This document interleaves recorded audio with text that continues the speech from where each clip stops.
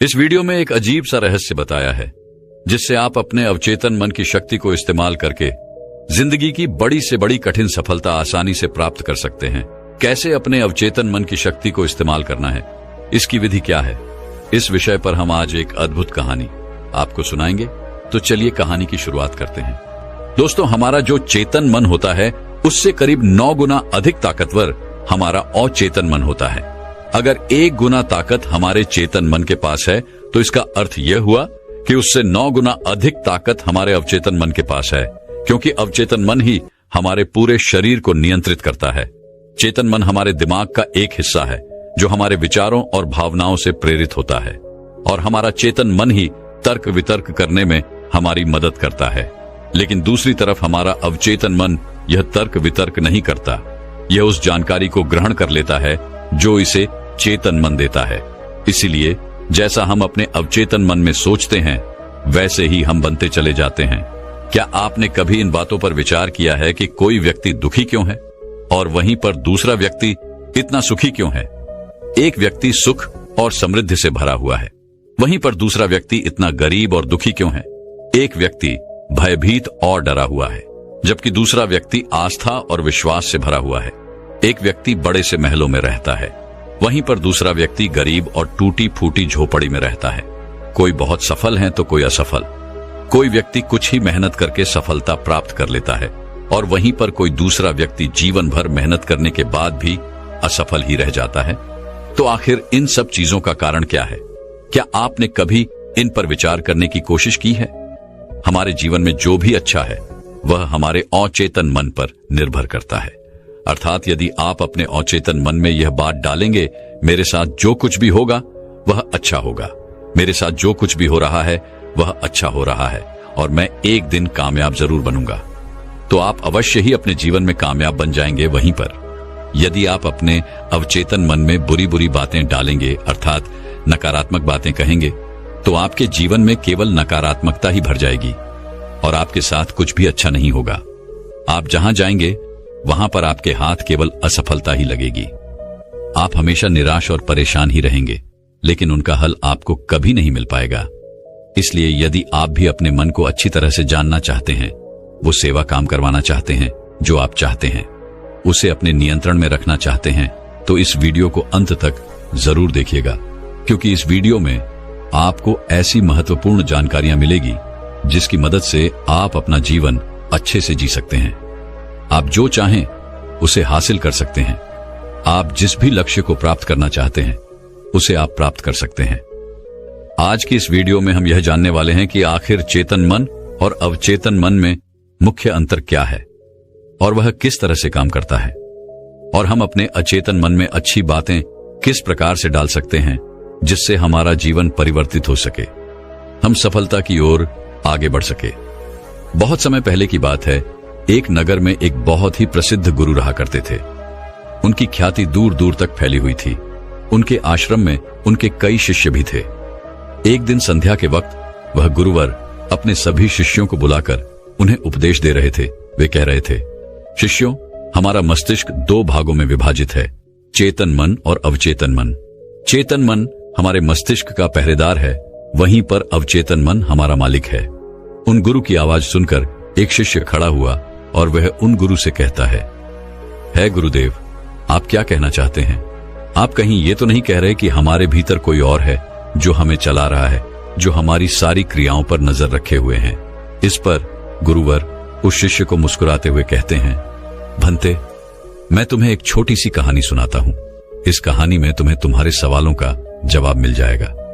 इस कहानी को ध्यानपूर्वक सुनना और इसे समझने का प्रयास करना। आगे गुरुवर कहानी बताते हुए कहते हैं, बहुत समय पहले की बात है।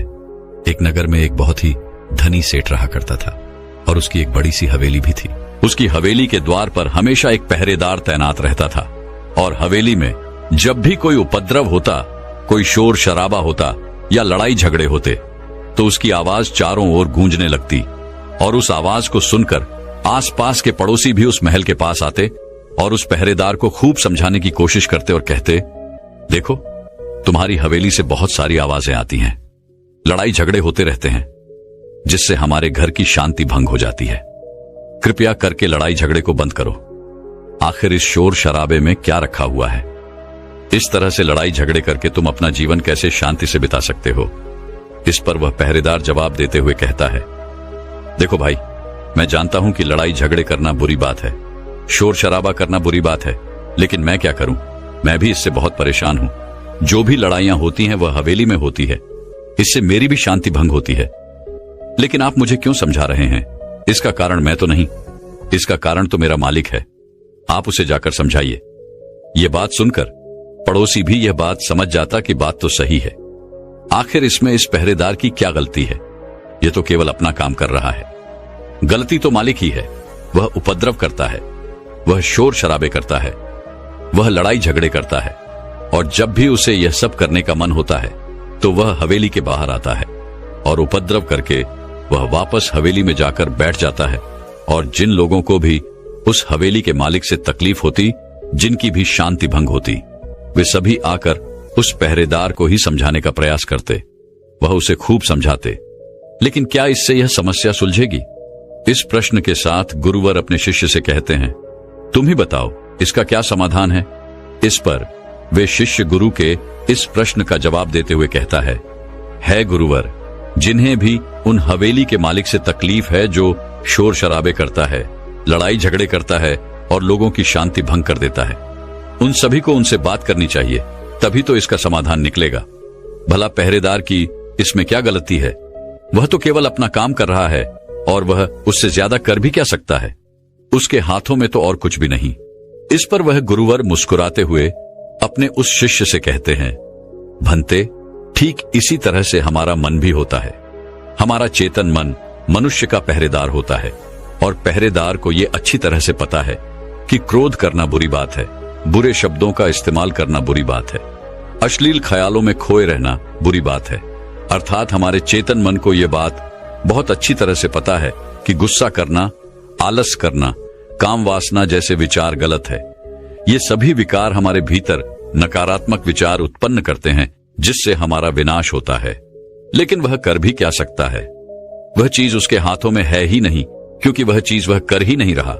ये तो वह अंदर बैठा मालिक कर रहा है, अर्थात हमारा अवचेतन मन, जो हमसे कोई भी कार्य बहुत ही आसानी से करवा लेता है। और ये सभी बातें हम में से हर सभी अच्छी तरह से जानते हैं और हमें ऐसा लगता भी है कि हम अच्छी तरह से समझ चुके हैं, जैसे कि वह पहरेदार समझता है। लेकिन वास्तविकता में तो इससे हमारे जीवन पर कोई भी बुनियादी फर्क नहीं पड़ता। आगे वह गुरु उस शिष्य से कहते हैं, भंते, तुमने भी अपने आप को कई बार यह समझाने की कोशिश की होगी कि मुझे सुबह सही समय पर उठना है, आश्रम की साफ सफाई करनी है, भिक्षा मांगने जाना है और रात को आने के बाद मुझे ध्यान भी करना है। लेकिन क्या इससे कोई फर्क पड़ा?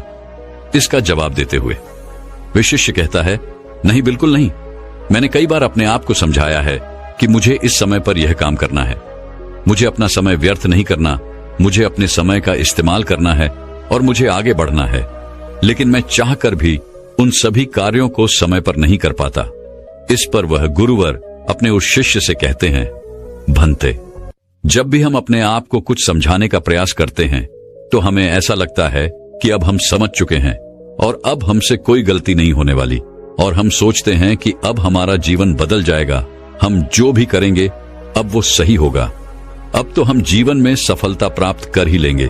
लेकिन दूसरे ही पल हम ये पाते हैं कि हमारे जीवन में कोई बुनियादी बदलाव आया ही नहीं, और ऐसा केवल हमारी नासमझी के कारण होता है।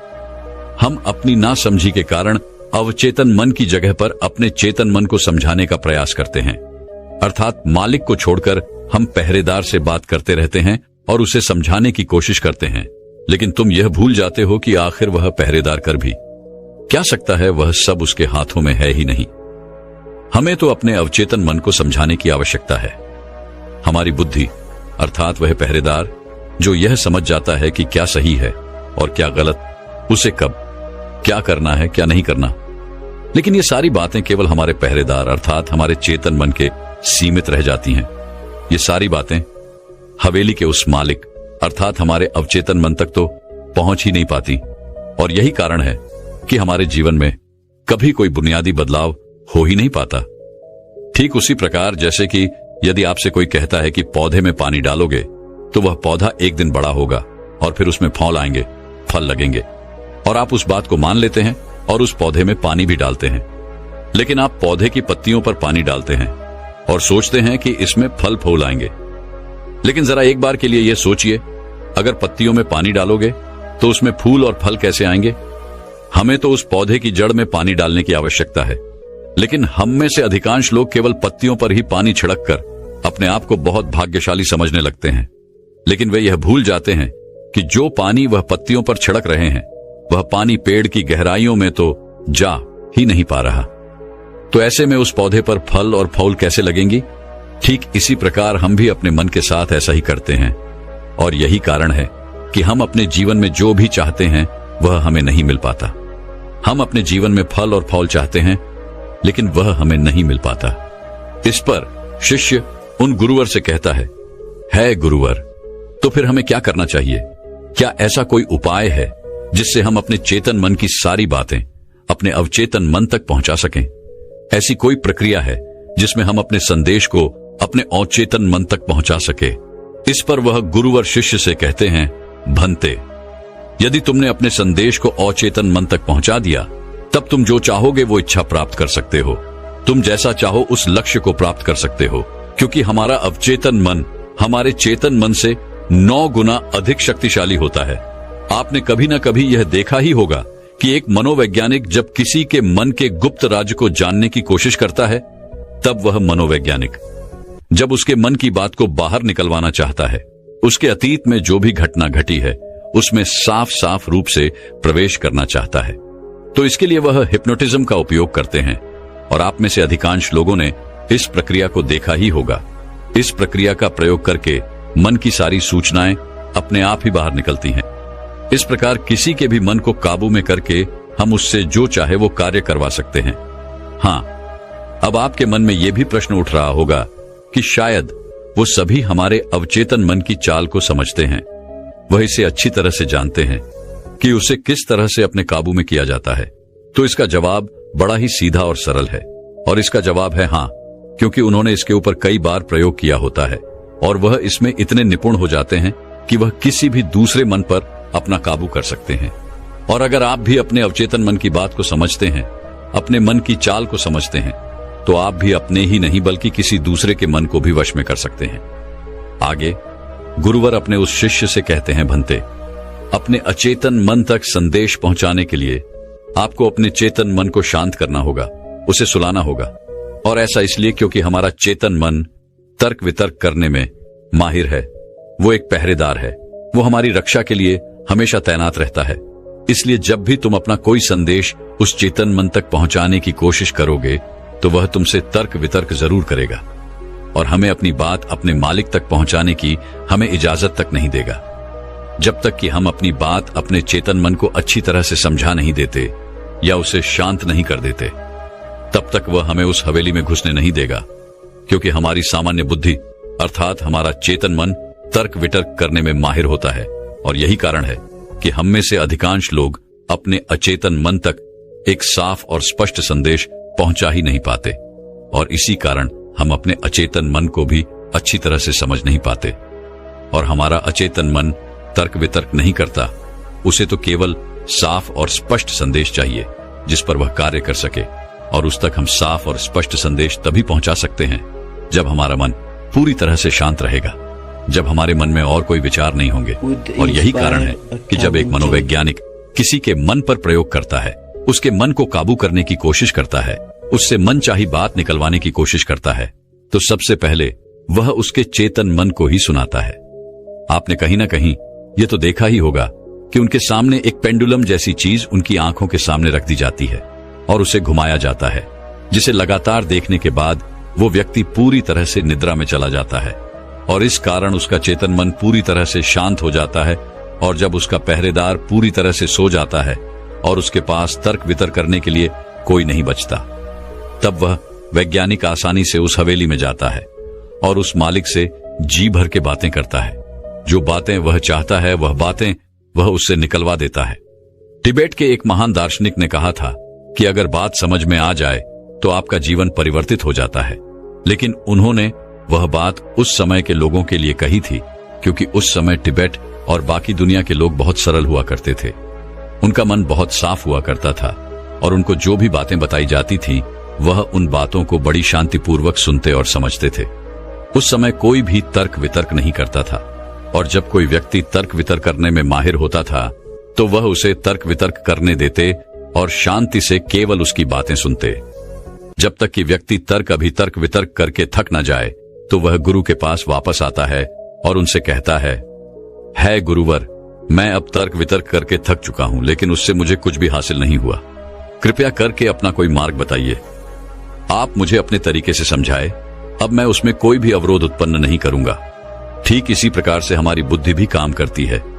जब हमारा मस्तिष्क तर्क वितर्क करके थक जाता है तब उसे इस बात का एहसास होता है कि तर्क वितर्क करके उसे कुछ भी हासिल नहीं होने वाला, और उस समय तक उसे कुछ भी समझ में नहीं आएगा। दोस्तों, महात्मा बुद्ध अपनी बातों को 3 बार दोहराया करते थे, और यदि कोई बात आपसे 3 बार कही जाए तो क्या आप उस बात को सुन पाएंगे? मान लीजिए आप किसी चिकित्सक के पास जाते हैं और वह चिकित्सक आपसे 1 बार कहता है कि आप ठीक हैं, आपको कुछ नहीं हुआ, तो ये बात आप सुन लेते हैं और आपको ये बात समझ में आ जाती है कि मैं ठीक हूं और मुझे कुछ भी नहीं हुआ। लेकिन अगर वही चिकित्सक आपसे बार बार वही बात कहे, बार बार वह वही बात दोहराए, तो क्या आपको क्रोध नहीं आएगा? आप यही कहेंगे कि हाँ, मुझे वह बात समझ में आ चुकी है। आप बार बार एक ही बात क्यों दोहरा रहे हैं?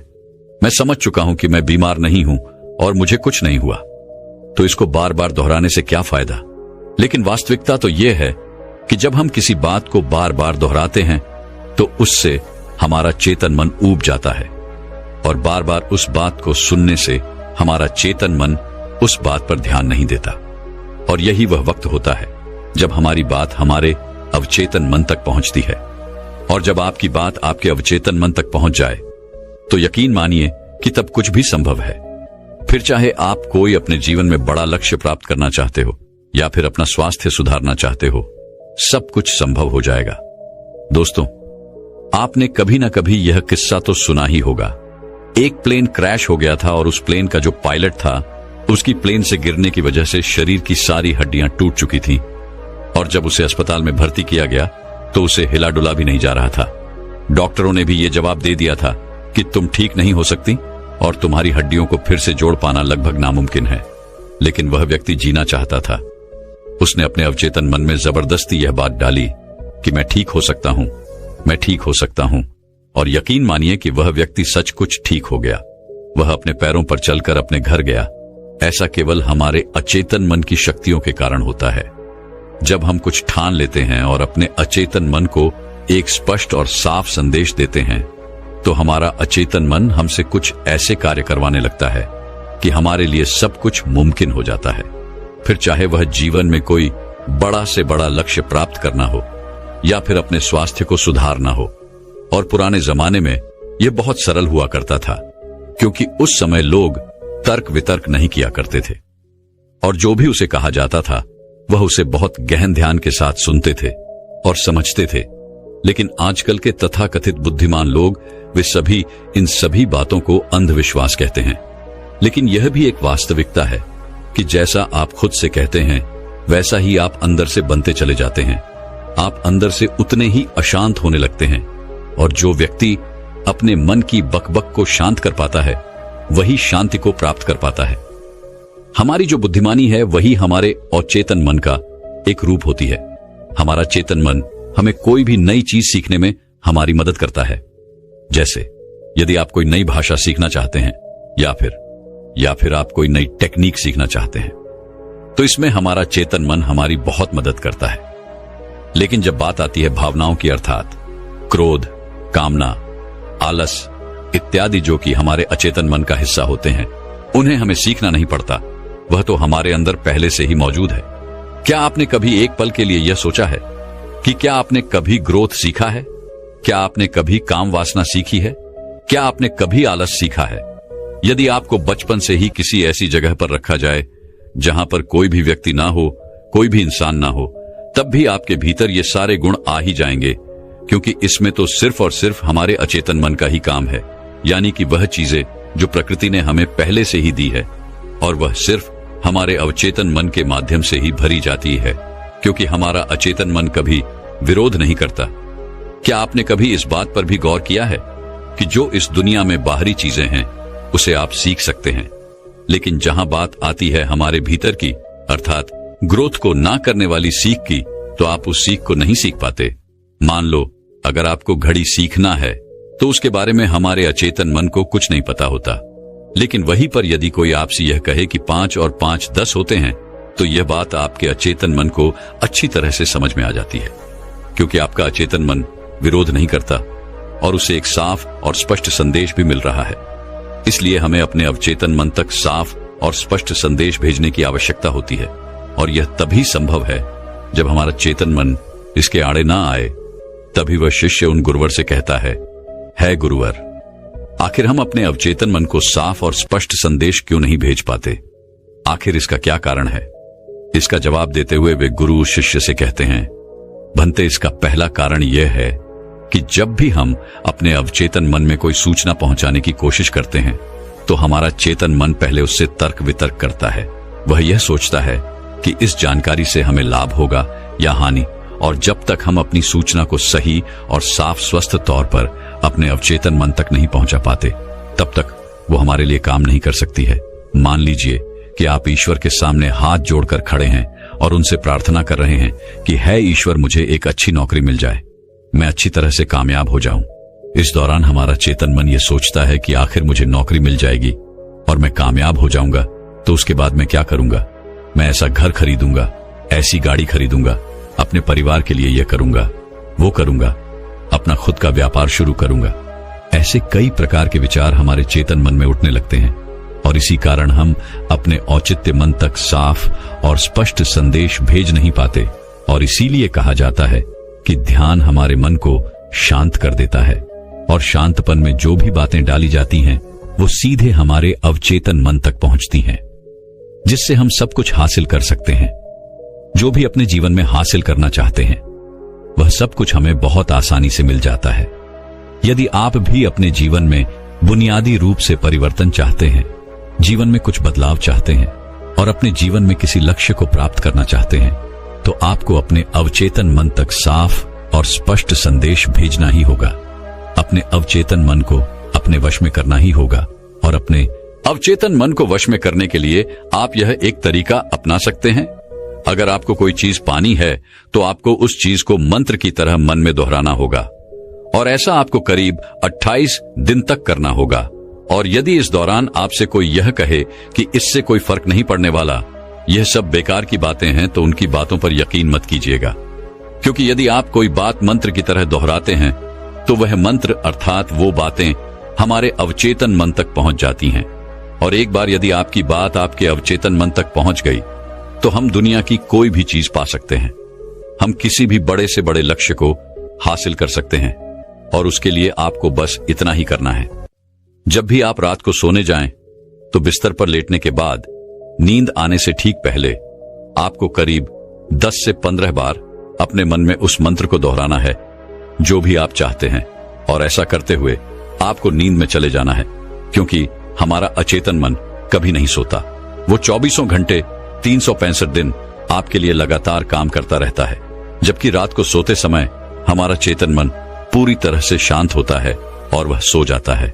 और यही वह समय है जब हमारा अवचेतन मन पूरी तरह से जागृत होता है। यह सबसे ज्यादा शक्तिशाली होता है। रात को सोते वक्त जो भी बातें आप अपने मन में डालते हैं, आप वैसे ही बनते चले जाते हैं।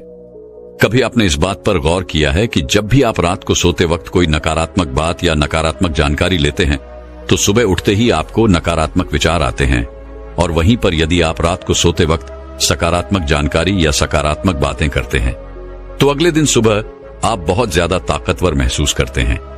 आपका दिन पहले से ज्यादा अच्छा लगने लगता है, आप अच्छा महसूस कर पाते हैं। इसलिए रात को सोते वक्त कभी भी अपने आप से नकारात्मक बातें ना करें। हो सके तो हमेशा अपने आप से सकारात्मक बातें करें, या फिर आप चाहें तो इस प्रयोग को भी अपना सकते हैं और अपने जीवन में जो कुछ भी चाहे आप उसे पा सकते हैं, क्योंकि एक बार यदि आपका लक्ष्य आपके अवचेतन मन तक पहुंच गया तो उसे पाना बहुत आसान हो जाएगा। फिर वह चाहे कितना भी बड़ा क्यों ना हो, वह चाहे कितना भी कठिन क्यों ना हो, आप उसे हासिल कर ही लेंगे, आप उसमें कामयाबी पा ही लेंगे। इतना कहकर वह गुरुवर शांत हो गए और वे शिष्य भी यह समझ चुका था कि आखिर हमारे चेतन मन और अवचेतन मन में क्या अंतर होता है और किस प्रकार हम अपने लक्ष्य को प्राप्त कर सकते हैं। तो दर्शकों, चलिए अब सफलता पाने के ऊपर अगली रोचक कहानी की शुरुआत करते हैं। दोस्तों, जब हम यह सोचते हैं कि जो हुआ वह अच्छा नहीं हुआ, ऐसा नहीं होना चाहिए था, यदि मैं कोई तरकीब या कोई उपाय अपना लेता तो ऐसा नहीं होता, यदि मैंने किसी से सलाह ही ले ली होती या फिर खुद की सूझबूझ का इस्तेमाल किया होता तो आज मुझे यह परेशानियां नहीं उठानी पड़ती, मैं आज इस तरह से तकलीफों में नहीं रहता। इस प्रकार हम खुद को कोसने लगते हैं, खुद को दुखी करने लगते हैं। मैं आपको बता दूं कि इस तरह का पश्चाताप करने से आपको कोई लाभ नहीं होने वाला।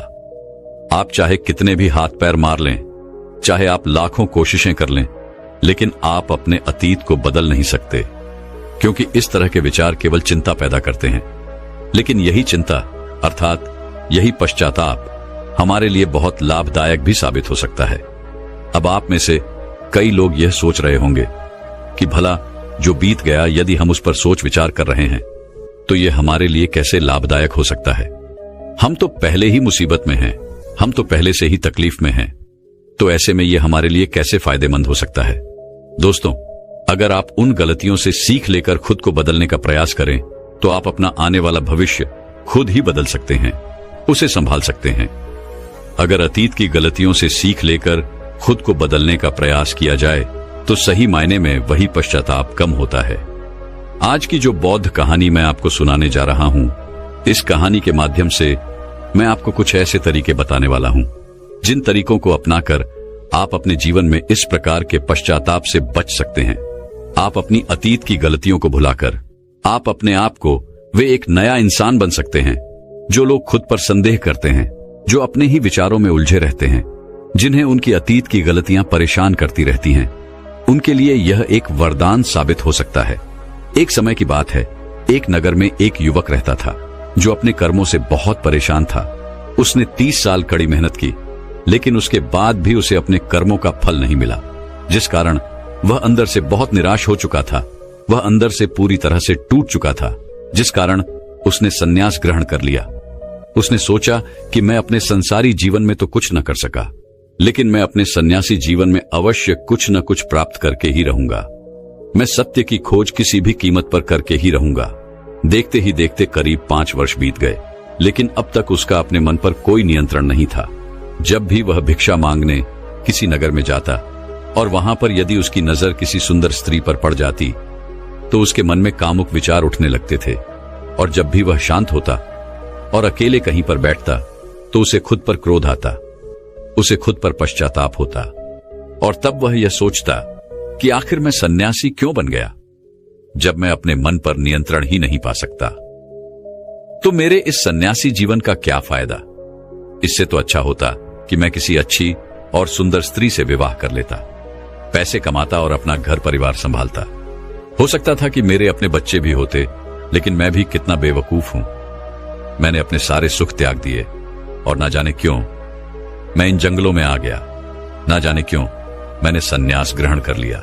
इसी प्रकार के कई सारे विचार उसके मन में उठने लगे थे, और इन्हीं विचारों के कारण उसके मन में नकारात्मकता पैदा होने लगी थी, जिस कारण वह छोटी छोटी बातों पर क्रोधित हो जाता। वह अपने आप को कोसने लगता। जब भी वह किसी सफल सन्यासी को देखता तो उसके मन में जलन पैदा होने लगती और वह उन्हें नीचा दिखाने के लिए हर मुमकिन प्रयास भी करता। इसी प्रकार के कई तरह तरह के विचार उसे परेशान करने लगे थे, और अब वह और भी ज्यादा चिंतित रहने लगा था। उसने खाना पीना पूरी तरह से छोड़ दिया था। एक दिन रात्रि के वक्त वह आश्रम के बाहर बैठकर रो रहा था, और रोते रोते उसने यह तय किया कि वह अपना जीवन समाप्त कर देगा। यह सोचकर वह आश्रम से निकल पड़ा और एक पहाड़ की चोटी पर जाकर खड़ा हो गया। रोते रोते वह यह सोच रहा था कि मैं चाहकर भी अब अपनी पुरानी जिंदगी में वापस नहीं लौट सकता, क्योंकि मैंने सबके सामने संन्यास ग्रहण किया है, और एक बार संन्यास ग्रहण करने के बाद इंसान का घर परिवार सब कुछ छूट जाता है। ऐसा सोचता हुआ वह उस पहाड़ से नीचे की ओर देख रहा था। उसकी आंखों से आंसू बह रहे थे, लेकिन अब भी उसके मन में तरह तरह के विचार उत्पन्न हो रहे थे। वह अब भी यही सोच रहा था कि यदि मैंने अपने जीवन में सही निर्णय लिए होते तो आज मुझे ये दिन न देखना पड़ता। रोते हुए अपने कदम आगे बढ़ाने ही वाला था कि तभी उसे एक आवाज सुनाई दी। कोई उससे चिल्लाकर यह कह रहा था, भंते रुक जाओ, जहां छोड़कर जा रहे हो वापस वहीं से शुरुआत करनी पड़ेगी, इसलिए एक बार फिर सोच लो। यह आवाज सुनकर वह सन्यासी रुक गया। उसने पीछे मुड़कर यहां वहां देखा, लेकिन उसे वहां पर कोई भी दिखाई नहीं दिया। तभी उसने जोर से चिल्लाकर कहा, कौन हो तू? तभी उसकी नजर एक बूढ़े बौद्ध भिक्षु पर पड़ी और उन्हें देखकर वह सन्यासी और भी क्रोधित हो उठा और कहने लगा, कौन हो तुम और मुझे क्यों रोकना चाहते हो? तभी वह बूढ़ा बौद्ध भिक्षु उस सन्यासी से कहता है, भंते मैं तो बस इतना ही कह रहा हूं, तुम जहां छोड़कर जा रहे हो तुम्हें वापस वहीं से शुरुआत करनी पड़ेगी, इसलिए निर्णय लेने से पहले एक बार फिर सोच लो, कहीं तुम फिर से गलत निर्णय तो नहीं ले रहे। तभी वह सन्यासी क्रोधित होकर उन बौद्ध भिक्षु से कहता है, आपको क्या लगता है कि मैं बार बार यही गलतियां दोहराऊंगा? मैं मानता हूं कि मैंने अनजाने में गलतियां की है और इसका मतलब यह नहीं कि बार बार मैं यही गलतियां दोहराते रहूंगा। मैंने अपनी गलतियों से बहुत बड़ी सीख ली है, लेकिन अब मैं उन गलतियों को ठीक नहीं कर सकता। अब मैं उन्हें बदल नहीं सकता, इसलिए मैंने बहुत सोच समझकर यह फैसला लिया है। उस सन्यासी की यह बात सुनकर वह बूढ़ा बौद्ध भिक्षु जोर जोर से हंसने लगा और उस सन्यासी से कहता है, भंते अतीत की गलतियां कोई नहीं सुधार सकता, क्योंकि बीता हुआ समय कभी लौटकर नहीं आने वाला। हाँ, वे लोग मूर्ख होते हैं जो यह कहते हैं कि वे लोग अतीत को बदल सकते हैं। उनसे बड़ा अज्ञानी इस दुनिया में दूसरा और कोई नहीं हो सकता, क्योंकि जब तुम समय को वापस नहीं मोड़ सकते तो तुम अपनी अतीत की गलतियों को भला कैसे बदल सकते हो? लेकिन जो लोग समझदार हैं, जो लोग ज्ञानी हैं, वे लोग यह बात बहुत अच्छी तरह से जानते हैं कि जीवन में गलतियां करना कितना जरूरी होता है। गलतियों के कारण ही तो हम सीख पाते हैं, अपनी गलतियों से समझ पाते हैं और अपने भविष्य को बेहतर बना पाते हैं। आगे वह बूढ़ा बौद्ध भिक्षु उस सन्यासी से कहता है, भंते जब तक तुम्हें खुद की कमियों का ही पता नहीं होगा तब तक तुम अपने आप को बेहतर कैसे बना सकते हो? और हमारी कमियां तो सिर्फ हमारी गलतियों से ही पता चलती हैं। आगे वह बूढ़ा बहुत भिक्षु उस सन्यासी से कहता है, बहती है, हर माता पिता अपने बच्चों को बड़े ही लाड़ प्यार से पालते हैं। वह उन पर कभी कोई आंच नहीं आने देना चाहते। वह यह नहीं चाहते कि उनका बेटा कभी कोई गलतियां करे और उसे कोई तकलीफ हो, लेकिन वह यह भूल जाते हैं कि जीवन एक युद्ध का मैदान है जहां हम खुद अपनी गलतियों से सीखते हैं और एक योद्धा बनते हैं। और जो यह सोचता है कि वह अपने जीवन में कभी कोई गलती ही नहीं करेगा, तो इसका अर्थ यह हुआ कि वह कभी भी जीवन के इस रण क्षेत्र में हिस्सा ही नहीं लेना चाहता। और जो कोई भी इस युद्ध में हिस्सा नहीं लेता, वह अपने जीवन में कभी कुछ नया नहीं कर पाता, ना ही वह अपने जीवन में कुछ सीख पाता है। वह तो केवल वही करता है जो उसे सिखाया गया है। और जो व्यक्ति इस युद्ध भूमि में हिस्सा लेता है, वह यह अच्छी तरह से जानता है कि उसे कई बार गिरना होगा, कई बार संभलना होगा, लेकिन उसे रुकना नहीं है बल्कि उसे चलते रहना है, क्योंकि जीवन चलते रहने का नाम है। इस पर वह सन्यासी और भी क्रोधित हो उठता है और बौद्ध भिक्षु से कहता है, आखिर तुम कहना क्या चाहते हो? तुम इस तरह से मेरा समय व्यर्थ कर रहे हो। जो भी कहना है जल्दी कहो, अन्यथा अच्छा नहीं होगा। तभी वह बूढ़ा बौद्ध भिक्षु एक बार फिर मुस्कुराने लगा और उस सन्यासी से कहता है, भंते आज मैं तुम्हें जीवन के ऐसे 5 तरीके बताने वाला हूं जिनका पालन करके तुम अपने अतीत की गलतियों को अपनी ताकत में बदल सकते हो। आगे वह बौद्ध भिक्षु उस सन्यासी से पूछते हैं, भंते क्या तुम जानना चाहोगे कि वो 5 तरीके कौन से हैं? यदि तुम जानना चाहते हो तो इसके लिए तुम्हें भी मुझे एक वचन देना होगा। तभी वह सन्यासी कहता है, कैसा वचन? तभी वह बूढ़ा बौद्ध भिक्षु बड़े ही प्रेम से उस सन्यासी से कहता है, बस इतना ही कि तुम अपने मन से आत्महत्या का ख्याल निकाल दोगे। सिर्फ तभी मैं तुम्हें यह 5 बातें बताऊंगा, अन्यथा तुम अपने फैसले पर अटल रह सकते हो। लेकिन याद रखना कि जो गलतियां तुमने पहले दोहराई हैं, हो सकता है कि इस बार भी तुम वही गलती कर रहे हो। इतना कहकर वह बूढ़ा बौद्ध भिक्षु शांत हो गया और वह सन्यासी कुछ देर के लिए सोच विचार में पड़ गया। वह यह नहीं समझ रहा था कि वह क्या करे। यदि वह आत्महत्या करता है तो उसे वह 5 बातें नहीं पता चल पाएंगी, और यदि वह 5 बातें जानने के लिए जाता है तो उसे आत्महत्या का ख्याल मन से निकालना पड़ेगा। वह सन्यासी असमंजस में पड़ गया, लेकिन काफी देर सोच विचार करने के बाद आखिरकार उसने उस बूढ़े बौद्ध भिक्षु की बात मान ली और वह उन बूढ़े बौद्ध भिक्षु के पास पहुंचा और कहने लगा, कहिए, आप क्या कहना चाहते हैं? तभी वह बूढ़ा बौद्ध भिक्षु उस सन्यासी से पहली बात बताते हुए कहता है, भंते, सबसे पहले तो तुम यह जान लो कि अतीत में जो भी तुमसे गलतियां हुई है वह किसके कारण हुई, उसके पीछे का क्या कारण था, क्योंकि कोई भी गलती करने के पीछे कुछ मुख्य कारण अवश्य होते हैं। तुम्हें सबसे पहले उन कारणों को पहचानना होगा। वह कारण या तो कोई मजबूरी हो सकते हैं या कोई इंसान हो सकता है जिसके कारण तुमने वो सारी गलतियां की, या फिर हो सकता है कि तुमने वो गलतियां केवल अपने स्वार्थ के लिए की हो। तुम्हें उन कारणों को पहचानना होगा। यदि तुम्हें किसी से धोखा मिला तो क्यों मिला? क्या तुमने कभी इसके ऊपर विचार किया है? क्योंकि शायद तुमने उस पर हद से ज्यादा विश्वास किया होगा। एक बार यदि तुमने उस कारण को पकड़ लिया और उसे जान लिया तो तुम यह समझ पाओगे कि तुमने कहां कमी रह गई, तुमने कहां पर गलती की, और एक बार यदि तुम अपनी गलती को समझ जाओगे तो तुम उसे सुधार भी सकते हो ताकि वैसी गलती भविष्य में तुमसे दोबारा न घटे। आगे वह बूढ़ा बौद्ध भिक्षु उस सन्यासी से कहता है, गलतियां हमें दुख नहीं देती। दुख हमें तब होता है जब हम अपनी गलतियों को बार बार दोहराते हैं, जब हमें इस बात का एहसास होता है कि शायद हम अपनी गलती को अब सुधार नहीं सकते और शायद हमारे भीतर अब उतना आत्मबल नहीं बचा कि हम उन गलतियों से सीखकर उन्हें सुधार सकें। जब हमें खुद पर संदेह होने लगता है, खुद पर संशय होने लगता है, तब हमें पीड़ा होती है। किंतु एक बार, केवल एक बार यदि तुम यह समझ जाओ कि गलती करके जब हम उससे सीख लेते हैं और उस गलती को सुधारने का हर मुमकिन प्रयास करते हैं तो हमारे भीतर एक विश्वास जाग उठता है और फिर हमें कभी कोई दुख नहीं परेशान करता। इसलिए हमें किसी भी गलती के पीछे का कारण जानना बहुत आवश्यक होता है, और इसके लिए तुम चाहो तो खाली बैठकर चिंतन कर सकते हो। यह इतना मुश्किल भी नहीं है। एक बार अगर उस गलती के पीछे की वजह तुम्हें समझ में आ जाए तब दूसरा तरीका काम आता है।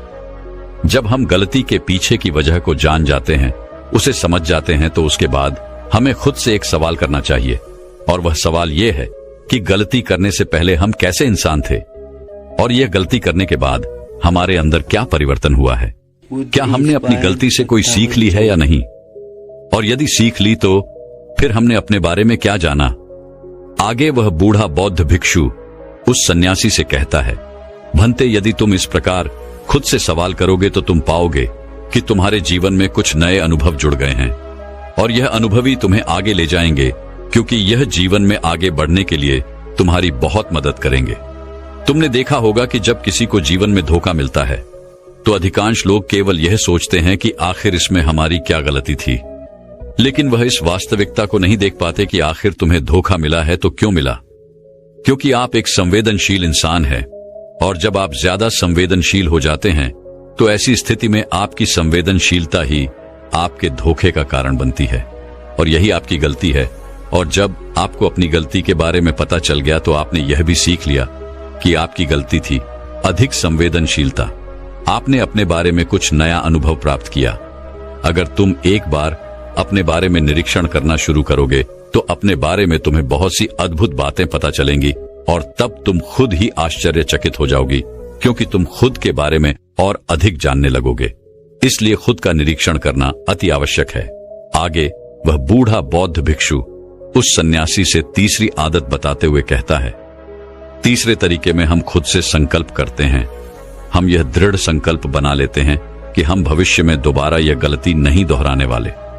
हाँ, हमसे कुछ नई गलतियां आवश्यक होंगी, लेकिन ये गलतियां हम जीवन में कभी नहीं दोहराएंगे।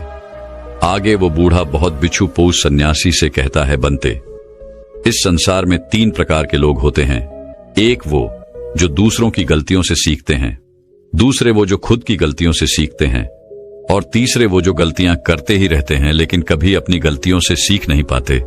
तुमने भिन्न भिन्न प्रकार की नदियों को तो देखा ही होगा। नदियों का अर्थ तभी निकलता है जब वो अलग अलग जगह से होकर गुजरती है। अगर वही नदी एक जगह पर ठहर जाए तो क्या वह नदी कहलाएगी? इसी प्रकार एक इंसान का जीवन भी नई नई गलतियां करने के लिए बना है। इसलिए एक बार जो तुमने गलती कर दी उसके लिए दृढ़ संकल्पित हो जाओ कि तुम जीवन में वो गलतियां कभी नहीं दोहराओगे। हाँ, हो सकता है कि तुमसे कोई नई गलतियां हो, लेकिन यदि तुम बार बार वही गलतियां दोहराते हो तो तुम मूर्ख हो, ऐसी अवस्था में तुम में और किसी जानवर में कोई फर्क नहीं रह जाएगा। आगे वह बौद्ध भिक्षु उस सन्यासी को चौथा तरीका बताते हुए कहते हैं, भंते, कई बार तो हमें पहले से ही अपनी गलतियों के होने का एहसास हो जाता है। गलतियां होने से पहले ही हमें उसका आभास हो जाता है कि हमसे गलतियां होने वाली हैं। इसलिए अगर गलती होने से पहले आपको एहसास हो रहा है तो आप बहुत खुशकिस्मत है और आप उस गलती को होने से रोक सकते हैं। आपने कभी न कभी इन संकेतों को महसूस किया होगा, क्योंकि यह ब्रह्मांड हमें संकेत देता है। लेकिन फिर भी हम में से अधिकांश लोग इन बातों को नजरअंदाज कर देते हैं, जिसका परिणाम हमें बाद में भविष्य में भोगना पड़ता है। लेकिन जैसे जैसे आप अपने इन अतीत की गलतियों से सीखने लगते हैं तो आपका अनुभव बढ़ने लगता है, जीवन के बारे में समझ पैदा होने लगती है, और जब हमारी समझ बढ़ने लगती है तो गलतियों को होने से रोका भी जा सकता है। इसलिए बुद्धिमानी का इस्तेमाल करें, चिंतन करिए कि आप जो भी काम करने जा रहे हैं आखिर उसका परिणाम क्या हो सकता है। कहीं वह काम कोई गलती तो नहीं कहलाएगा। इसी तरह से एक मनुष्य जीवन के परिपक्वों में बांटा जाता है और इसी से आपका विकास होता है, और हम सभी को इस राह से होकर गुजरना ही पड़ता है, अन्यथा हमारा जीवन वहीं पर ठहर जाएगा।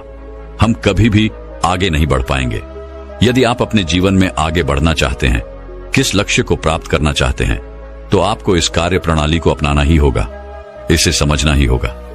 आगे वह बूढ़ा बौद्ध भिक्षु उस सन्यासी को आखिरी आदत बताते हुए कहते हैं, भंते, आखिरी और सबसे महत्वपूर्ण सीख, अगर तुम अपने अनुभव से एक इंसान बन चुके हो तो अब तुम दूसरों के लिए मार्गदर्शन का काम कर सकते हो। तुम दूसरों की राह में दीपक बनकर उन्हें रोशनी दिखा सकते हो, उन्हें उनकी राह पर आगे बढ़ा सकते हो, क्योंकि हम वैसे ही बन जाते हैं जैसा कि हम सोचते हैं। और जब आप खुद को बेहतर बनाने का प्रयास करेंगे तो आप देखते ही देखते बेहतर बनते चले जाएंगे, और ये प्रकृति भी आपका साथ देगी, आपकी सहायता करेगी। ब्रह्मांड आपको खुद ब खुद रास्ता दिखाएगा, और तब आप मानव जाति का कल्याण करने के कार्य में लग जाते हैं। तब वह शास्त्रों में सबसे सर्वश्रेष्ठ कार्य माना जाता है। इससे श्रेष्ठ कार्य तो और कोई हो ही नहीं सकता। जो व्यक्ति समस्त जीव जंतुओं और मानव जाति के कल्याण के बारे में सोचता है, ऐसे लोग परमात्मा हो जाते हैं। ऐसे व्यक्तियों के मन में प्रेम, करुणा, दया जैसे अनेक भाव उत्पन्न होने लगते हैं, और परमात्मा करुणा और प्रेम का ही दूसरा नाम है। इतना कहकर वह बूढ़ा बौद्ध भिक्षु शांत हो गया, और उस सन्यासी को भी अपनी गलती का एहसास हो गया। अब उसकी आंखों में खुशी की आंसू थे। वह उन बौद्ध भिक्षु के चरणों में जा गिरा और उन बूढ़े बौद्ध भिक्षु से कहता है गुरुवर, ऐसा निर्मल और जीवन का सार्थक ज्ञान पाकर मैं धन्य हो गया। आपने जो कुछ भी मुझसे कहा है उसे मैं अपने जीवन में जरूर अपनाऊंगा, और मैं भी अपने जीवन को सार्थक बनाकर दिखाऊंगा। इतना कहकर उसने उन बौद्ध भिक्षु को प्रणाम किया और वापस अपने आश्रम लौट गया। दोस्तों, मैं उम्मीद करता हूं कि यह कहानी सुनने से आपके जीवन में अच्छे बदलाव आए होंगे। आपको इस वीडियो से क्या सीखने मिला, ये कमेंट करके जरूर बताएं, और अपने परिवार, दोस्तों या आपके करीबी इंसान के साथ ये कहानी शेयर करके उन्हें भी इस ज्ञान से परिचित करवाएं। बाकी अगर आपको यह वीडियो दिल से अच्छी लगी हो तभी इस वीडियो को लाइक कर देना, और आपने अब तक इस चैनल को सब्सक्राइब न किया हो तो चैनल को सब्सक्राइब भी जरूर कर देना। आपका हर दिन शुभ हो और खुशियों से आपका जीवन भरा रहे। धन्यवाद। नमो बुद्धाय।